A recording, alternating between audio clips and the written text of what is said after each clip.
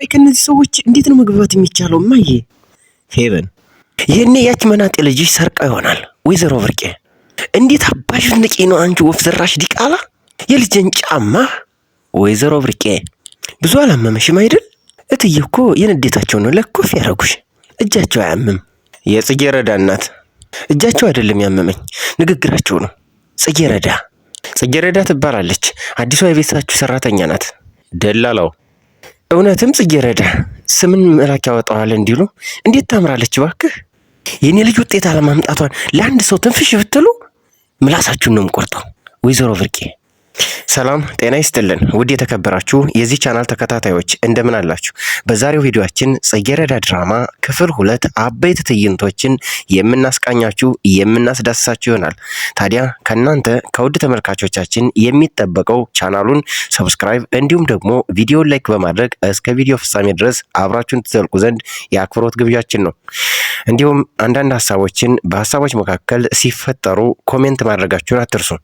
ጽጌረዳ የአንዲት ምስኪን የቤት ሰራተኛ ልጅ ስትሆን እሷም እናቷም የሚኖሩት ከአንድ ወይዘሮ ብርቄ ከሚባሉ ቤት ከሀብታም ቤት ተቀጥረው እየሰራች እናቷ እሷ ደግሞ በልጅነት እንዲሁም ደግሞ እየተማረች አብረው ይኖራሉ።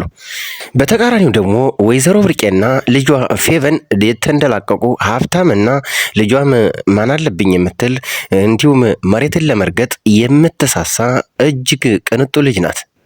እና በዚህ በኩል እንግዲህ ከዚህ ድራማ የምንመለከተው ዛሬ የተፈጠሩ አበይት ትዕይንቶችን ክፍል 2 ላይ የምናስመለከታቸው ይሆናል። በዚህ ድራማ ላይ እንግዲህ ወይዘሮ ብርቄ ልጃቸውን ፌቨንን አንድ ጥያቄ ልጠይቅሽ ፈልጌ ነበር ልጄ ስትላት፣ ምን ችግር አለው ማየ ጠይቂኝ ስትልም እንደዚህ ትመልስላታለች። በማስከተልም ወይዘሮ ብርቄ ቦይፍሬንድ አለሽ እንዴ የሚል ዱብዳ ጥያቄ ያቀረበችላት።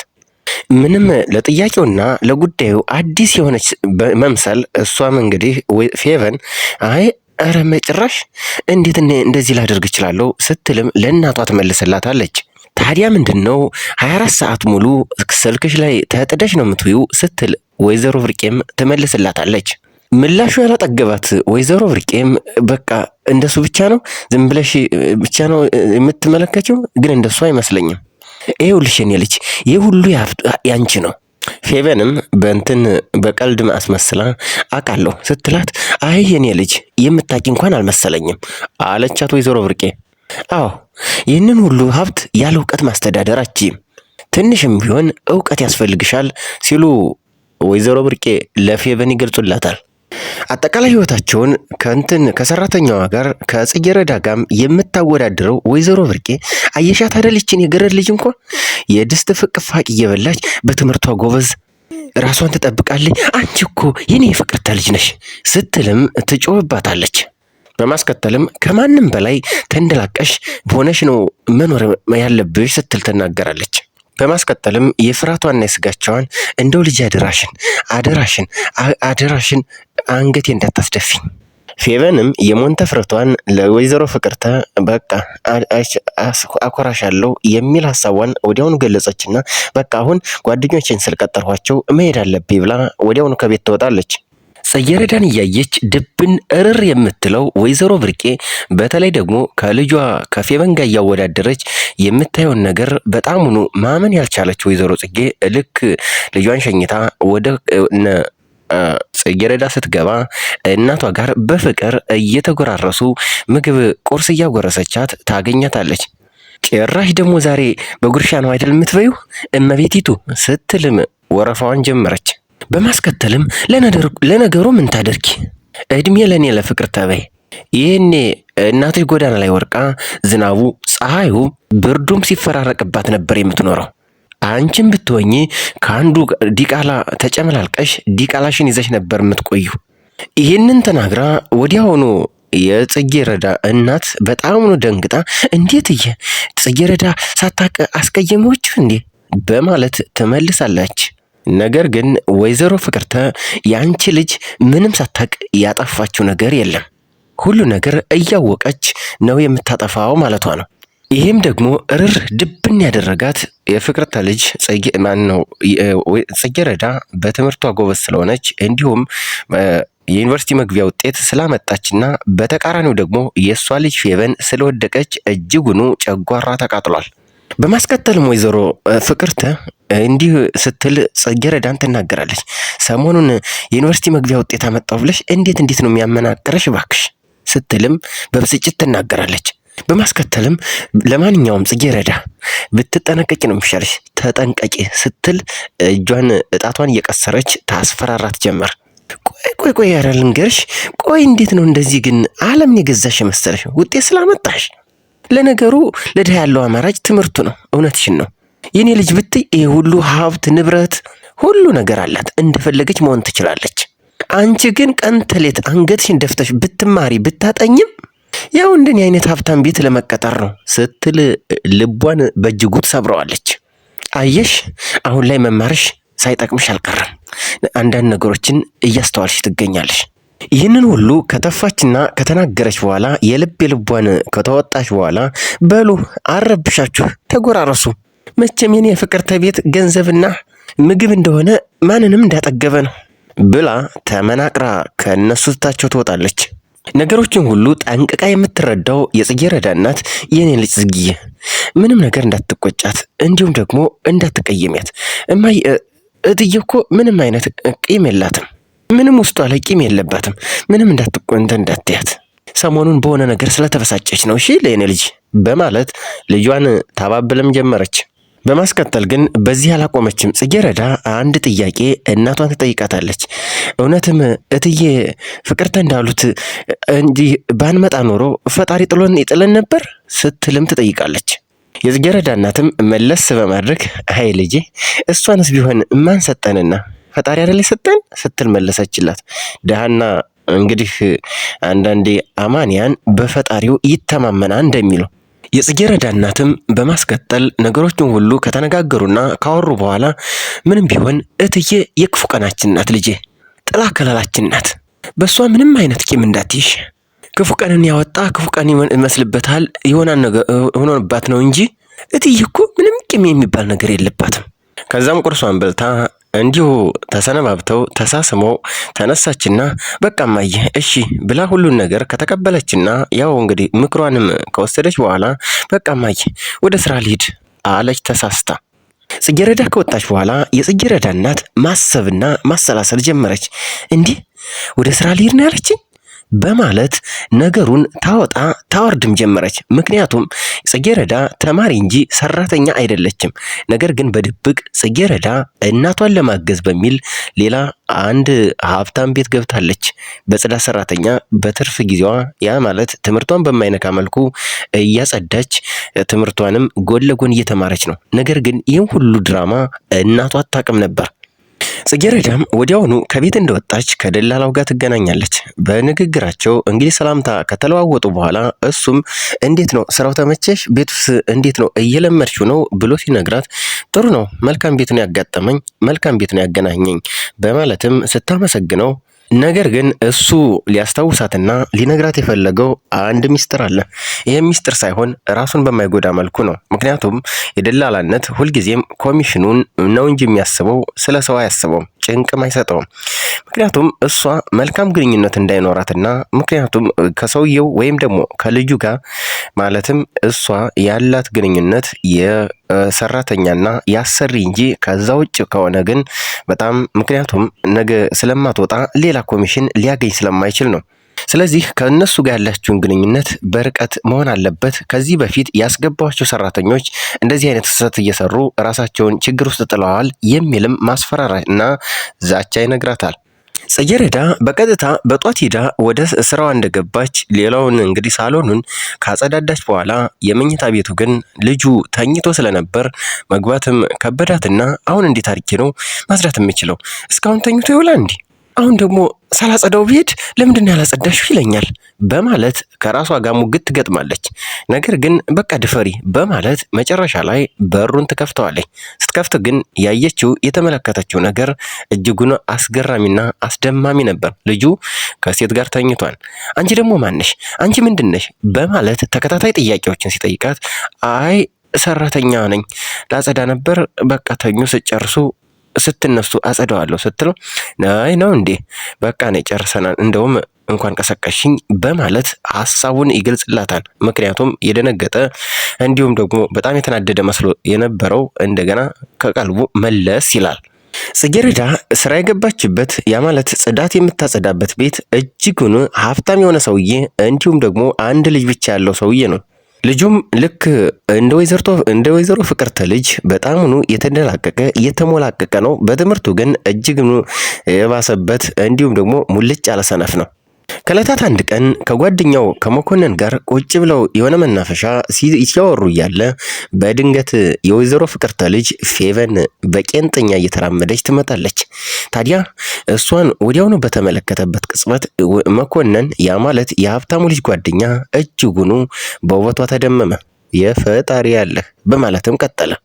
ፌቨንም ሰላምታ ከሰጠቻቸው በኋላ ስማቸውንም ተለዋውጠው ፌቨን እባላለሁ፣ እሱም ደግሞ የሀብታሙ ልጅም እኔ ነብዩ እባላለሁ፣ ሌላኛው ጓደኛው ደግሞ መኮንን እባላለሁ ብለው ሰላምታም ከተዋወቁ በኋላ እኔ ምልህ አለች ቀልቧን ወደ ነብዩ አዙራ እና እኔ እዚህ ግቢ እዚህ ትምህርት ቤት አዲስ ተማሪ ነኝ እና ትምህርት ቤቱን እንድታስጎበኘኝ እንድታስተዋውቀኝ እፈልጋለሁ ስትለው እሺ ምን ችግር አለው ሁለተኛ ዓመት ተማሪ ነኝ በማለት አስተዋውቋት ስለነበር ማለት ነው። ታዲያ መኮንንም ቀበላልና እኔም ሁለተኛ ዓመት ነኝ ማስተዋወቅ እችላለሁ ሲላት ግን እሷ ግን ቀልቧ የወደደው ቀልቧም ያረፈበት ነብዩ ነበርና አይ ችግር የለውም በማለት ነብዩን ስልኬን እንካ ነገ ደውለ ታስተዋውቀኛለህ ስትለው አይ አንቺ እንግዲህ እንዳስጎበኘሽ የፈለግሽው አንቺ አይደለሽ፣ ስለዚህ ኮራ ጄነን አለና ስልኬን ከፈለግሽ ውሰጂ ይላታል። ታዲያ የሱን ስልክ ከወሰደች በኋላ ማታ እንግዲህ ትደውልና ሰላምታ ካቀረበች በኋላ ቀደም ሰላም ያልኩ ልጅ ነኝ እንዲሁም ደግሞ ትምህርት ቤቱን አስጎበኝሻለሁ ብለህ ቃል የገባህ ልጅ ነህ አይደለ ስትለው አዎ ታዲያ አሁን መደወል ምን አስፈለገ ነገ አይደርስም ነበር ሲልም ካነጋገራት በኋላ ወዲያውኑ ስልኩን ዘጋባት። እሷ በጣም እጅጉን ተናዳ እኔ ፌቨን ላይ ስልክ ይዘጋል በማለት ተበሳጭታና ተቆጥታ ወዲያውኑ ቆይ እሰራለታለሁ በማለት ትዝታለች። መኮንንና ነብዩ ቁጭ ብለው ትምህርት ቤት እያሉ በሐሳብ ወዲያውኑ ጭልጥ ይላል መኮንን። ምክንያቱም ልጅቷ በራሷ ነብዩን የመረጠችበት አንተ በሀብት በመልክ በሁሉ ነገር ከኔ የተሻልክ ነህ ሲል በራሱ በውስጡ ማውራት ጀመረ። ወዲያውኑ ነብዩ እንዴ ሞኬ ወዴት ሄደህ ነው ምናምን ሲለው ከሰመመን ይቀሰቅሰዋል። የነብዩ አባት ማለትም የጽጌረዳ አሰሪ ማለት ነው። በቀጥታ ወደ ጽጌረዳ ይደውልና እሷም ስልኳን ባየች ቁጥር ወዲያውኑ አነሳችና ማን ልበል ማነህ እያለች ስልኩን ስለማታውቀው ማጣራትም ትጀምራለች። እሳቸው ግን ራሳቸውን ሊገልጹ አልፈለጉምና እንዴ አንቺን ፈልጎ ለመጣ ሰው አንቺን ፈልጎ ለደወለ ሰው እንዲህ ተብሎ ነው ወይ የሚወራው ሲልም ይቀልዳታል።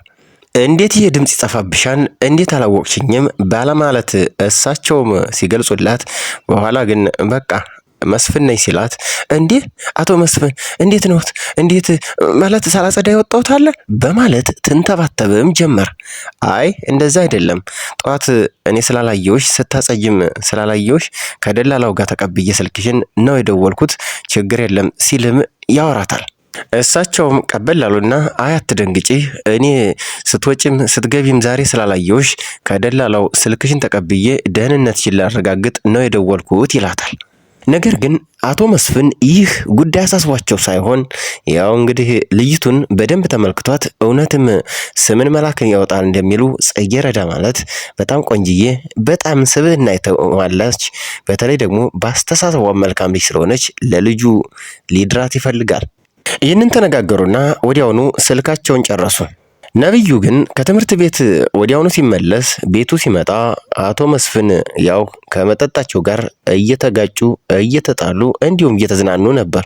ነብዩን በማስከተል አባዬ በቃ አንተ መጠጥ መጠጣት ጥሩ ነው ብለህ ነው ብሎ ሲጠይቀው ምን ላርገህ ብለህ ነው የኔ ልጅ ታዲያ ከዚህ ውጪ ምንስ መደበር ያለኝ ሲልም ይመልስለታል አቶ መስፍን። ለምን ታዲያ ዛሬ ወጣ ብለህ ጓደኞችን ጋር ለምን ዘና ፈታተለም ሲለው የኔ ነገር እንኳን አያሳስብህ ልጄ፣ ይልቅ አሁን አንተ ትምህርት ላይ እንዴት እየሆንክ ነው ሲልም ጥያቄ ጠይቀዋል። ልክ እንደ ወይዘሮ ፍቅርተ ምንም አይነት ዝቅተኛ ውጤት ይዘህ መምጣት አልፈልግም ሲል ያስጠነቅቀዋል። ታውቃለህ ድርጅቱን አንተና አንተ ብቻ ናችሁ የምታስተዳድሩት። ለዚህ ደግሞ ጥሩ ውጤት ማስመዝገብ፣ በትምህርትህ በጣም ጎበዝ መሆን ይጠበቅብሃል ይለውታል። በመቀጠልም ወደ ዋናው ጉዳይ ይገባሉ። ምክንያቱም መጀመሪያም ልክ ይህንን የትምህርቱን ጉዳይ የጠየቁት እንደ መንደርደሪያ ነው እንጂ ዋናው ጉዳያቸው የጽጌረዳና የልጁ ጉዳይ ነው። ለማንኛውም እሱን ቀስ ብለን እናወራበታለን። ከአዲሷ ሰራተኛ ጋር ተዋወቃችሁ ሲልም ይቀጥላሉ አቶ መስፍን። ኦኬ ቅድም ክላሴን ልታጸዳልኝ የገባችው ልጅ ግን በትክክል መልኳን አላየሁትም ሲልም ነብዩ ይመልስላታል። መልከ መልካም ናት፣ እድሜዋም ቢሆን ያንተ እኩያ ነገር ናት። በዛ ላይ ደግሞ በጣም ጎበዝ ነች። እኔማ ስትገባ ስላላያት መረጃው ልስጥ ብዬ ነው ሲሉም አቶ መስፍን ሐሳባቸውን በዚህ መልኩ ለልጃቸው ለነብዩ ይነግሩታል። ሊበሏት ያስቧትን ሚዳቋ ሰሳናት ይሏታን እንደሚሉ አቶ መስፍን አይናቸው ጽጌረዳ ላይ ሳያርፍ አይቀሩም። ምክንያቱም የልጃቸው አጋርም እንድትሆን ይፈልጋሉ። በሌላ መልኩ ፌቨን ትልቅ ወይም ደግሞ አስቸኳይ አሳይመንት ተሰጥቷት ሳሰራ አቆየችውና ነገ እንደሚገባ በማወቋ ወዲያውኑ ያን አሳይመንት ይዛ ወደ ጽጌረዳ ትገባለች። እንዴ ፌቨን ለምን መጣሽ? እኔ እኮ ፍጠሪኝ መጣ ነበር ብላ ደንግጣ ጽጌረዳ ለፌቨን ስትጠይቃት ፌቨንም በእናትሽ የሰሞኑ አሳይመንት እጅጉን እያስጨነቀኝ ነው በማለትም ስለዚህ እንደሚሆን አድርገሽም ቢሆን ለነገ አድርሽልኝ በማለት አሳይመንቱን ለጽጌረዳ ወርውራላት ተመለሰች። እሺ ብላ ጽጌረዳም ተቀብላ አሳይመንቱን መስራት ትቀጥላለች።